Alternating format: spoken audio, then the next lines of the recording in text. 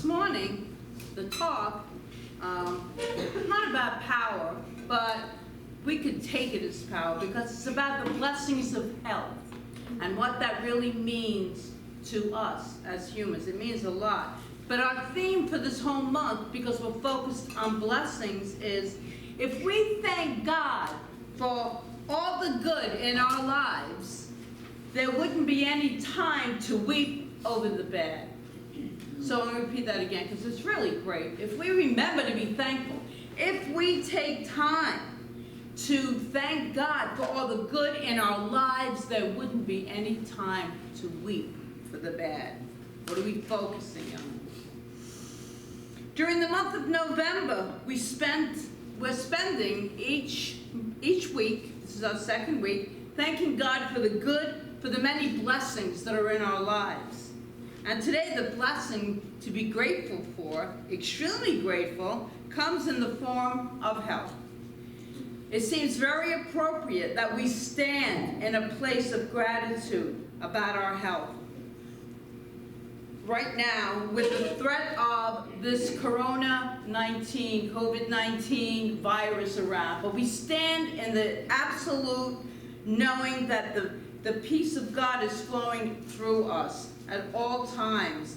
There's many physical challenges that so many different people are going through. And today we're going to be grateful for three things. First, we're going to stand in the gratitude for the spiritual truth of our physical nature, our physicality. Second, we're going to stand in gratitude for the spiritual growth, that we get from all of these physical challenges. They can bring great growth. I'm going to explain how this morning. And finally, we stand in gratitude for the power of prayer. The power of prayer to bring forth our many blessings, our wholeness. Nothing missing, our wholeness. So first we'll go into the gratitude for the spiritual truth of our physicality. And that is the question I would like to ask each one of you this morning. Do you know that your physical body is a temple that houses the divine? It absolutely does. Apostle Paul said, "Know ye not that ye are temples of the living God?" So to know that our physical body is so much more than what we think it is, more than these limbs and these cells and these molecules, it is so very much more. It is the temple that houses our spirit. When we think of temples, buildings, we call them temples. In biblical times and even today, what do we know about how they are cared for? They are revered, respected, treated with the utmost care and love. They are nurtured, they are given time and attention. These are temples, buildings. And is that how we treat our physical body? Our temples. These are our temples. Maybe we do, but often we can be like this. This is a comic strip, Haig of the Terrible, maybe a Haig of the Horrible. Maybe you've heard of it. If you're still, do they still even have comic strips? I don't even know. Haig says, he goes to the doctor's office and he says, "What can I do to feel better, Dr. Zook?" And Dr. Zook said, "You must stop drinking, overeating, staying out late, and you must start exercising regularly." So Hagar arrives home to his wife, Helga. And Helga asks him, "What did you find out of the doctor's office?" And Hagar said, "I found out that it might be time to get a new doctor." So many times we don't want to hear how to take care of our body temples. So say, if you will, after me, "I am grateful for my body temple." I am grateful for my body temple. Yeah. It's a miracle. It's an absolute miracle. These physicalities and the way they work, it's a miracle. Here is another thing for which to be grateful regarding our physical temple. At the core of our being, at the spiritual level of our physical beingness, there is a pattern of perfection, a divine blueprint, if you will. We are born with these divine blueprints within us. And we are made in the image and likeness of God. And what is God? Wholeness and perfection. It's wholeness and perfection that we sometimes forget. In fact, all the prayer work we ever do, and the training that all of our many, I think we have 16 or 17 practitioners, and we have 10 new ministers. Next week there's a big ceremony for our ministers.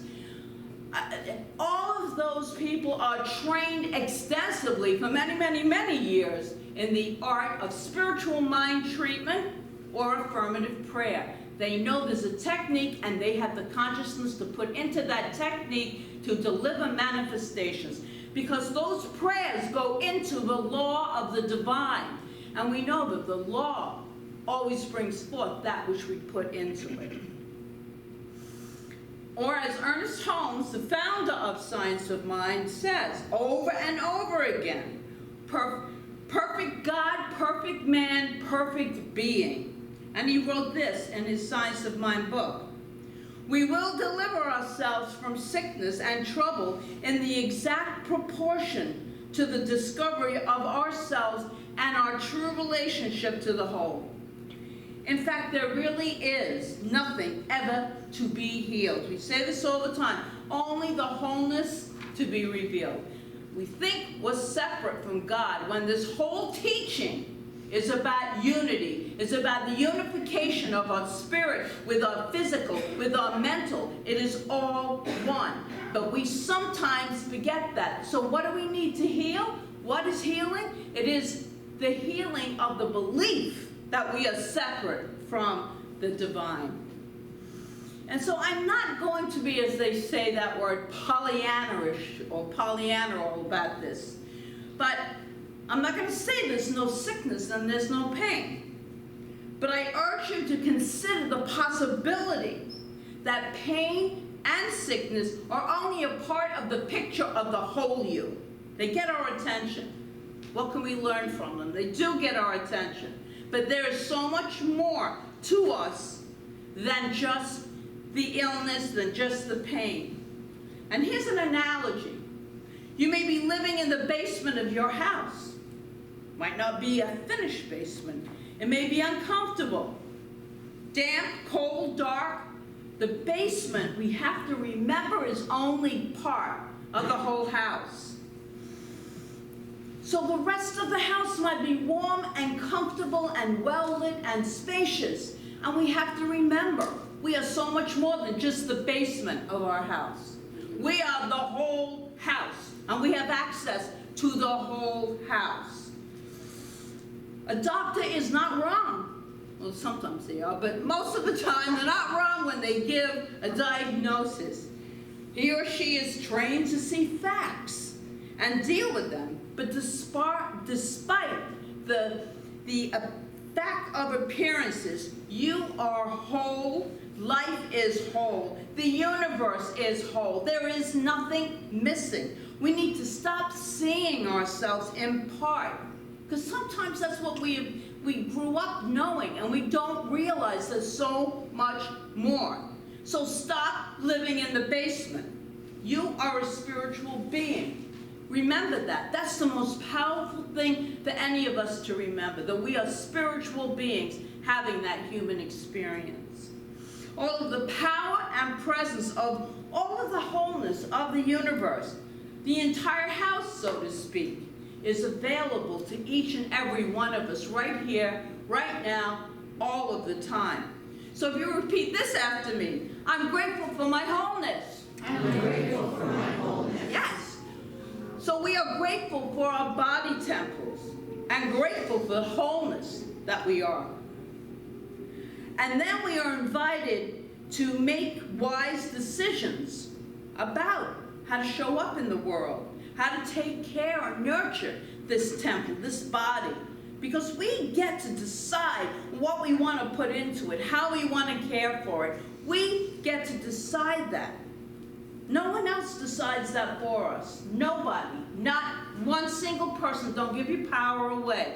Your body knows how to heal itself, too. It does. But you must have the faith to know that every cell in our bodies are made in the likeness of the divine, therefore they are pure intelligence. If getting a flu shot or taking medication is what you were called to do, then honor that. This is not a spirituality, so don't take medicine. Take your medicine. We say so often, a lot of the time, it's a prayer and a pill. Just bless the medicine that you are taking. Do a blessing. And just bless that your body is utilizing and unifying with whatever that you put into it. Holmes writes this: in this science, because science of mind is a science because our thoughts go into the law and then become effects. So it's a science, it's provable, there's many laws that are, I'm not going to get into that, but there are many laws that are spiritual laws as well as the natural laws that go into this philosophy, this spirituality. So he writes this: in this science, we believe that our life is a drama which takes place on 3 planes: the physical, the mental, and the spiritual. We should have no objection, he says, to any form of healing. For anything that helps to overcome suffering is good, whether it be, as I said, a prayer or a pill. We believe in any method which produces results, for each has a place in the whole. Each has a place in the wholeness of the divine. So I want you to say these 3 affirmations after me. I am grateful for my body temple. I am grateful for my body temple. I am grateful for my wholeness. I am grateful for my wholeness. I am grateful for the wise care I give myself. I am grateful for the wise care I give myself. Yes, and so it is. That's a good prayer. That's a good prayer. Despite all the tender, loving care we give our bodies, illness does visit us, right? I mean, we might get sick. So what's up with that? I'm thinking all the right thoughts. I'm doing all the right things. I'm taking all the correct nutrition in. I'm doing it all. How can I possibly get sick? Well, right now we're in the middle of a pandemic, so it's good to realize, look at us, we're sitting here, we've made the choice to show up. A lot of people haven't, and we honor that. But we made the choice to show up safely as a community, because I can't fathom, I tried to do it, but on all the social media, the Facebook that we have going right now, on Zoom, on all of it, there's something missing. It's the human energy. That's the component. And that contributes to our mental health and our spiritual health, which we know contributes to our physical health as well. Big time. Big time. What we focus on grows, always. And so that brings us then to the gratitude for the spiritual growth that physical challenges can bring. There's a minister, she's no longer with us, but Reverend Peggy Bassett. She was the minister of a huge congregation in California, thriving big in the 70s and the 80s, the Huntington Beach of religious science. One day while at a conference at a Silmar, which is in California, she was getting ready to take a walk with a friend and said, you know, something isn't feeling right. I think I'll skip the walk. That was the moment that Lou Gehrig's disease began to present itself in her body. This is a very spiritual woman. She eventually did die of this. In these new thought teachings, which is what we call this, new thought, religious science, we often are taken aback. We are, when we get really into the teachings, because our thoughts produce effects, so it's a very empowering way to live life. But sometimes we do that spiritual guilt thing, thinking, what did I do to cause this illness in my body? What was I thinking? We might think. And then one of the most insensitive things we can ask somebody, and people, I've seen it in some of these spiritual centers, will say, well, what were you thinking? Don't do that. Do not do that. It is what it is. What can I learn from this experience? That's the question you ask yourself. What can I learn from this experience? Carolyn Mace, in her book, The Anatomy of Spirit, points out that the goal of becoming spiritually conscious is not to outwit death or even to become immune to disease. Rather, she says, the goal is to be able to recognize that even in pain and illness, there is a message of truth to discover. Illness may serve to trigger a spiritual transformation and a dark night of the soul, during which we confront our fears and thus move on to a higher level of spiritual awareness. Now, I remember, and a lot of you remember who know me, barely being able to stand up. I did, because God was in my body when I gave these talks, because I could not stand for many years for that long, for 20 minutes. Couldn't even stand for one, and I stood crooked. But people would see that. I wouldn't say anything, but they would say, how are you feeling? And I would always answer, I am healing. Because that's what I was telling my body. Cells are reacting to what I'm telling the body. I am healing, I am healing. And I'm here to tell you that 6 years of that incredible pain, it's not fully gone, but you know what? I'm still healing. And I can stand here, I can walk. I was told I was going to be in a wheelchair. I was picking out my motorized red scooter wheelchair thing. And I said, what are you doing? What are you doing? Where are you focusing your attention? No, your body is healing. And it is. It's healing itself. You're divinely guided to the right healers, the right doctors, the right people in your life. So do not take a diagnosis as the absolute truth. You just believe you have power over your body, because you do. You do. And so our goal, while on this earth, Mace writes, is to transcend our illusions and discover the innate power of spirit. I learned so much about trust, about that divine intelligence flowing through me. When going through some of it, I know a lot of you join me in this, going through some of the dark nights of the soul, when things look the worst in all different kinds of situations, to hold that truth and say, what am I to learn here? What lesson am I to, and my spirituality deepens so much, and it doesn't go away when the situation, because circumstances always pass. But that spirituality is a gift we give to ourselves. And here's what Peggy Bassett said. We tend to think that the purpose of prayer is to terminate sickness, but we forget that the purpose of sickness may be to initiate prayer or deepen our relationship with the divine. If illness is in the service of our own growth, what is healing? Healing might not look the way we think it should look. All kinds of healing take place. And remember, we all have an expiration date. I mean, it's like, really, we really do, and it's not the worst thing, because the light within us is eternal. And so that's something we keep reminding ourselves. I am an eternal light of the divine.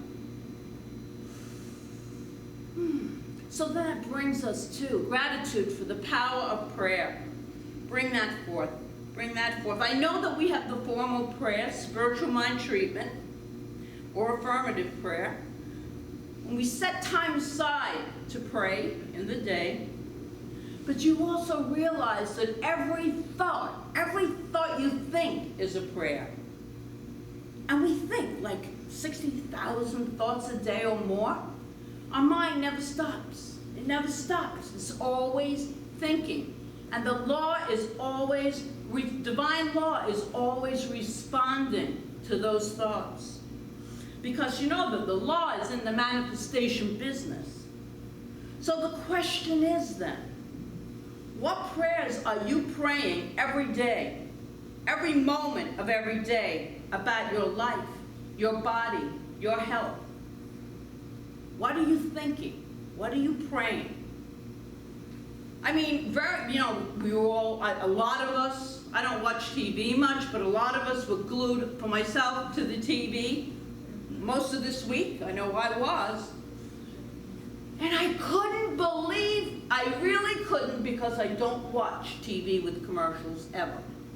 I watch Netflix and stuff. But anyway, I was shocked because it hit me, because I'm so sensitive, because I don't watch it. The commercials were all about drugs. Every one of them. I'm like, oh my God, like people are desensitized. They're immune to hearing these commercials. And I think of, well, now that I've been called elderly, I think of us elderly people, if that's all we're doing, is watching TV. Well, we're thinking, oh, maybe I have that. Maybe I have that. Maybe I should take this drug.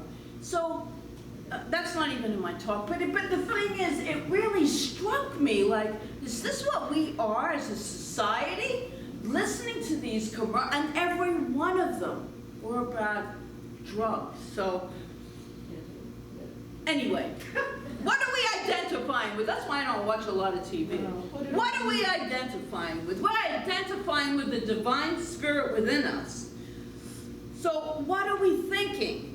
Turn off those commercials. Mute them if you want to watch the show. Whatever you identify with, you will become. Whatever you think about gradually becomes a subconscious pattern. And that subconscious patterns always tend to manifest. They always do. Therefore, how about identifying your physical body with a spiritual reality?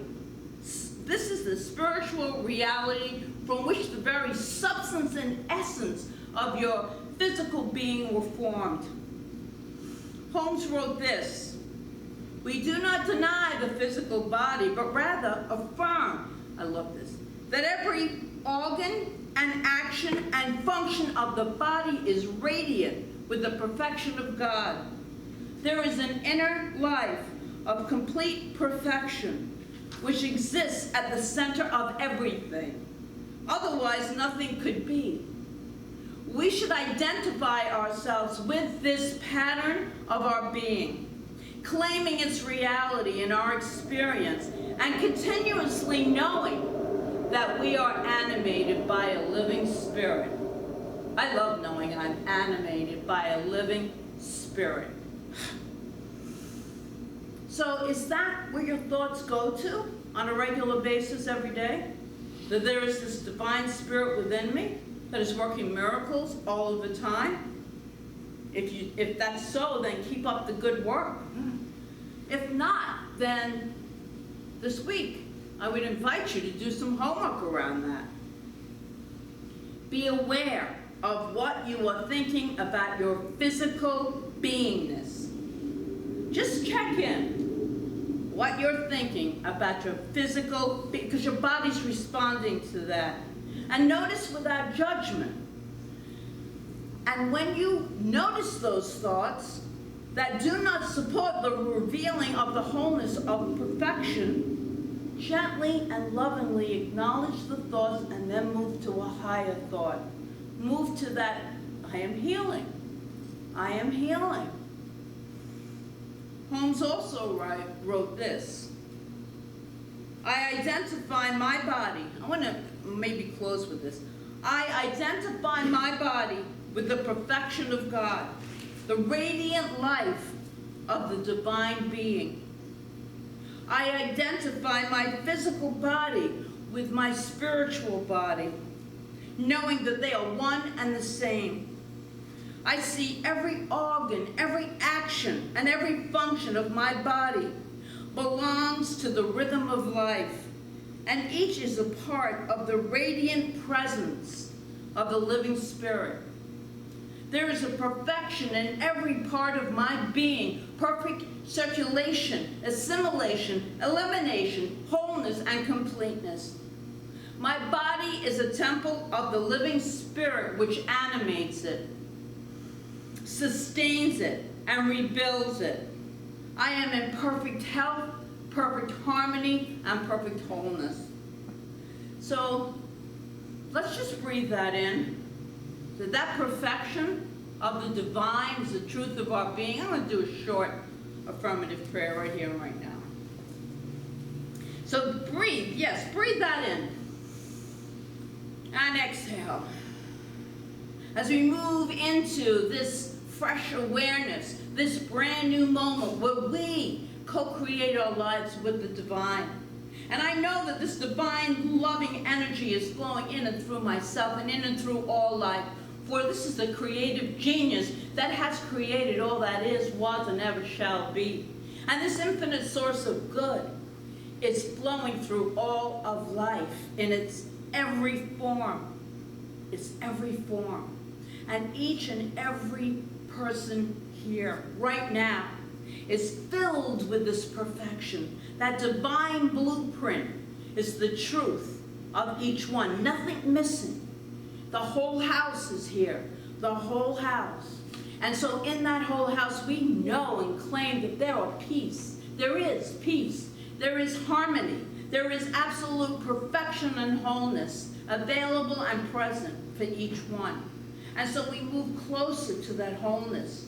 We move closer to that perfection and we embrace it. We get to develop that relationship with our higher power, with the infinite oneness of all that is.